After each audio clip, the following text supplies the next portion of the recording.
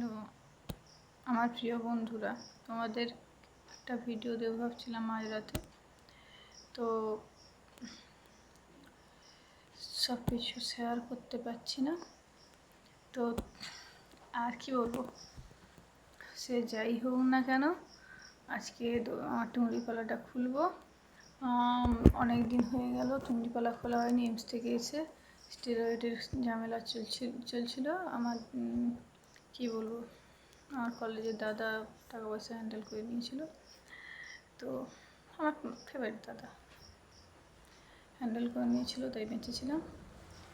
আমি জানি সে সারা জীবন তার শুভকামনা আর তার আশীর্বাদের হাত রেখেছে। তো দেখি দোকানটা খুলি, তারপরে তোমরা পাশে থেকো, লাইক করো, শেয়ার করো, সাবস্ক্রাইব করো, খুশি হব। ঠিক আছে, আপাতত রাখছি। সারা রাত ঘুমাইনি, তারপর দোকান খুলতে হবে। এমনি তো অটোইমিউন ডিজিজ, মাল্টিপল স্ক্লেরোসিস শেষ করে দিলাম। তাও we continue, we focus on my education.